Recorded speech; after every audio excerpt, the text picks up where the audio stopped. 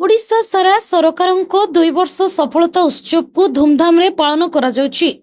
आज पटामुंडी block conference hall रे block उन्नयन अधिकारी श्रीमती शीतल अग्रवाल अध्यक्षतार ब्लॉक चेयरमैन प्रद्युम्न सामंतराय उपस्थिति रे युवक और नूतन क्षुद्र शिल्प उद्योगी मानक पई सरकारक जनमंगलकारी योजना उपरे सचेतन कराई यार लाभ नेबा पई परामर्श देथिले।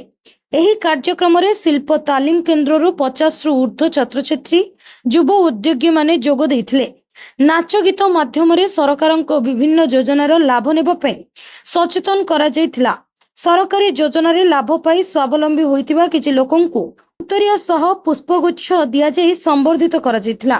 केन्द्रापड़ारू स्वतंत्र जिला प्रतिनिधि अनिरुद्ध सेठी को रिपोर्ट, ओडिशा पत्रकार न्यूज। पटामुंडी ब्लॉक वाइस चेयरमैन विकासर धारा ओडिशा सारा कार्यक्रम ब्लॉक रे चालू अच्छी तृतीय दिन रे आमे पहुँचीचु।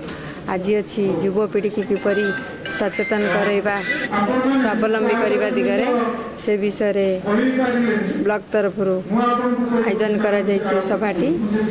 एथिरे बहु शताधिक ब्लॉकर युवक माने योगदान दैछन्ति। ए कार्यक्रम को सफल करबा पई सब प्रकार सरकार तरफ उद्यम करा जाउछि। ये कार्यक्रम रे किपरि युवक माने चाकरी पछरे न गड़े स्वावलंबी होई बंचिबा पई विभिन्न स्तर रु जिला प्रशासन तरफ शिक्षा दिया जाउछि एवं एथिरे आमे किपरि तांका विकास युवक मानक विकास धारा रे शामिल करि परिबा, ताकू स्वप्न को किपरि साकार करि परिबा, तांकू किपरि सठिक दिग्दर्शन देई परिबा।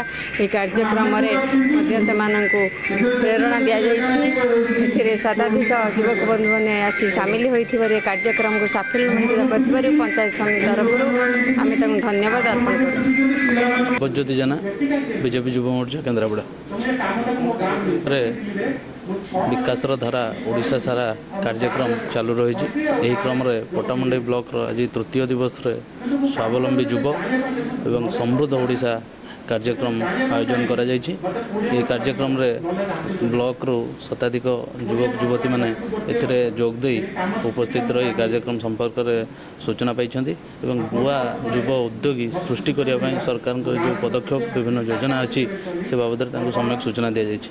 परवर्ती समय से माने जो माने उद्योग बा स्वावलंबी केमिति हेबे से दिगरे हम सरकार चिंतित अछि। मंच रे वीडियो मैडम थिले, वाइस चेयरमैन मैडम थे, डीआईसी ऑफिस रु जिला डीआईसी ऑफिस और एमएसएमई डिपार्टमेंट रु विभिन्न सार मैंने आसते विभिन्न जो जो स्कीम रे वे सरकार जहाँ स्वावलम्बी होगापी जो स्कीम चली डीआईसी और एमएसएमई डिपार्टमेंट रे इंडस्ट्रियलाइजेशन केमिति डेवलप हम नुआ नुआ उद्योग केमिति सृष्टि हे से दिगरे युवक मानक सचेतन करा जायछि। युव मोर्चारू आमर एमपी वैजयंत सारंकर प्रतिनिधि सर्वेश्वर प्रधान भाई थे, देवज्योति जना उपस्थित।